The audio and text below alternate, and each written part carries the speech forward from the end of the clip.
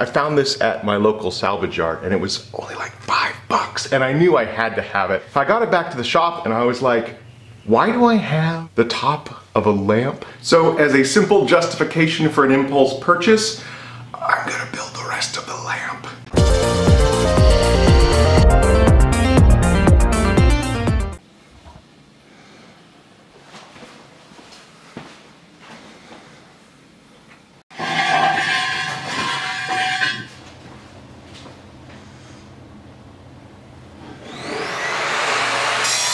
So this is a metal cutting chop saw. It is designed for this. You can't do this with a standard miter saw.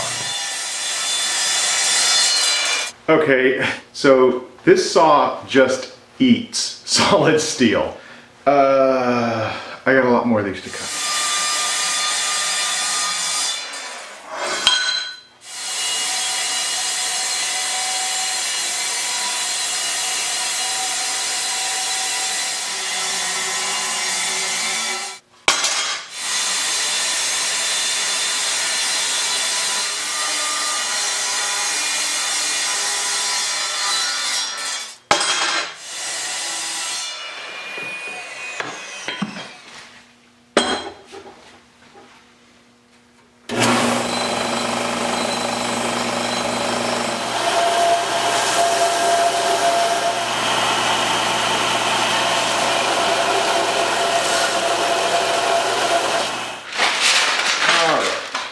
I think that's good enough for the next step.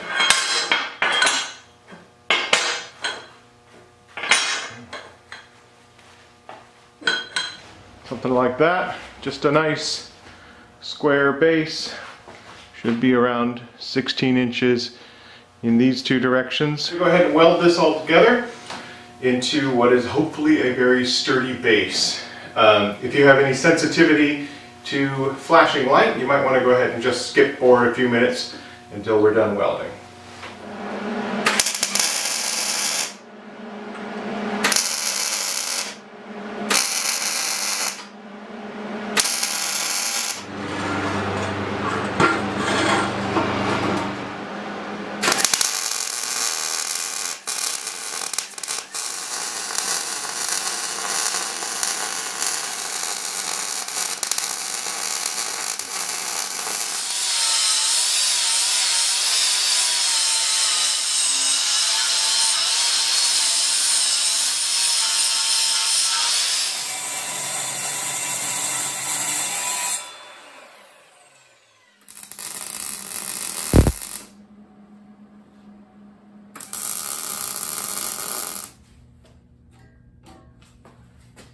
Okay, next we're gonna weld on a connector. So these are the connectors that I bought, but they've got a galvanized coating on them, which is zinc. And apparently you don't want to weld that. So I went ahead and ground it all off. That being said, I have my air filter going when I do this. From everything I've read, it should be okay to weld this now.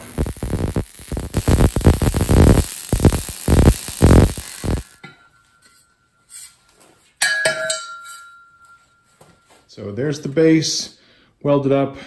The base was made from scrap metal. These are 2-inch electrical conduit that I had, but I had to pay for the fittings, so it's not completely from stuff around the shop. Just be able to join these two sections of conduit together. And I can use the screws to tighten it all together. And then I'm gonna put the lantern way up there. How tall is this thing gonna be?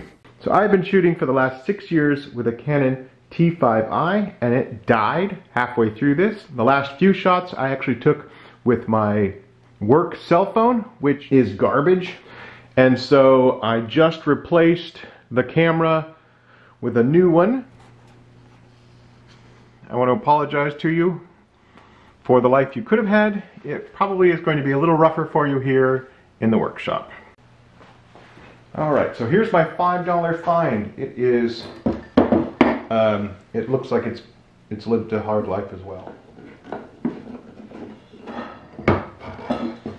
I got an old style swirly bulb in here. Shoot, I think we've made money on this transaction. And we're not going to wire this up with a traditional socket, because I want something I want something I don't have to plug in to the wall. And get this all out of here. 9/16. Okay, it sounds like there's a plane dive bombing my house. Hopefully that's not what's happening. All right, it's totally 9/16, but it's not turning even a little bit. Lubricant. We're gonna just let that sit for a second or two. We'll just let that sit right there for a little bit. There we go. Now it's starting to. Welcome home. Thank you.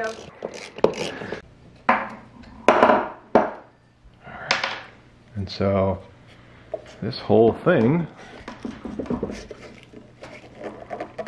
should just come right out. I don't know why I thought it was just going to come right out. There shouldn't be anything else holding that. Almost completely rusted and just wouldn't come free no matter what I did. So I forced it and it's free now. Yeah, so we're basically just replacing it with the same thing, but a new one. Nice. And now this thing should stay together for the right reasons. I want a uniform paint job. Actually picked up some of this hammered Rust-Oleum, which I think will give us a good look. So let's mask off the glass and give this some paint.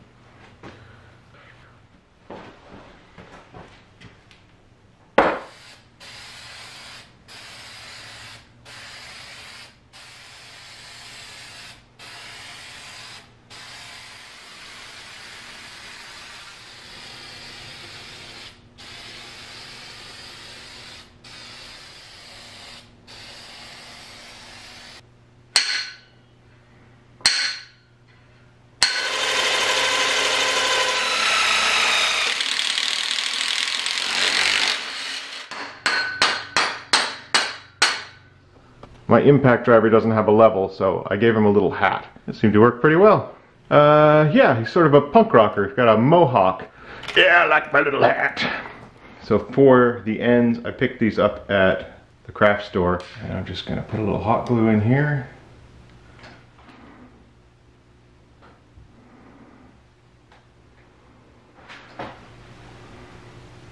Oh, I actually like that. This one squeezes out a little bit.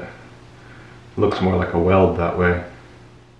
And for the post, all I did was grind off the paint and zinc and then did a spot weld on either side here. Post is now done. Put another couple coats of spray on that cross beam. So we can move on to this section. This shouldn't be too complicated either. We're pretty close to being done completely here. But I think I just want to go with something fairly simple. I could just buy one of those LED candles. I kind of want to try something else.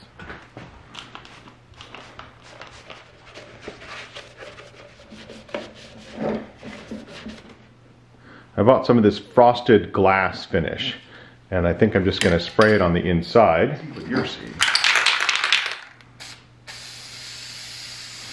Really light coat.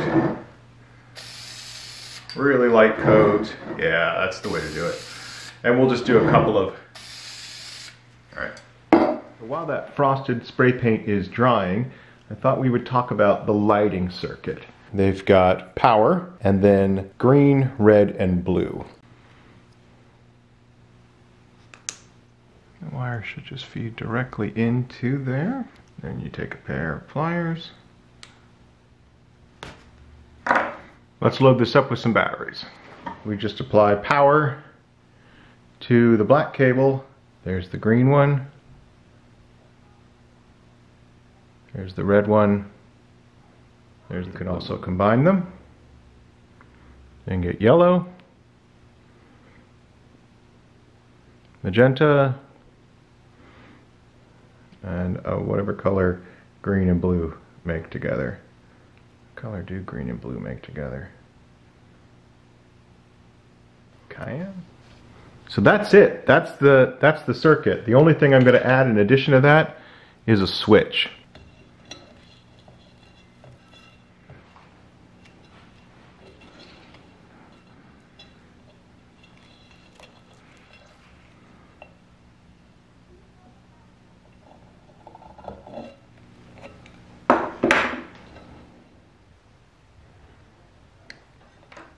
This hole here, I think I should be able to enlarge it and put my switch in at that point.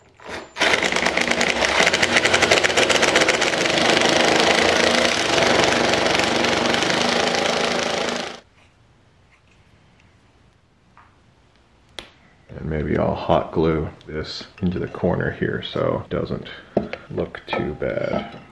All right, and then the switch should hopefully clear that hole enough. Oh, it's really close. You can see I had to file down a little bit of this edge here to get the collar in place.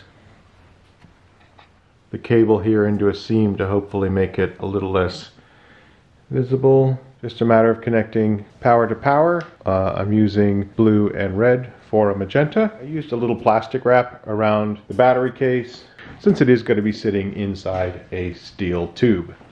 One of the things that I was kind of worried about was how to hold the battery in place. That is, until I realized I already solved that problem with the steel crossbar. So all I have to do now is tighten up these screws and we're done.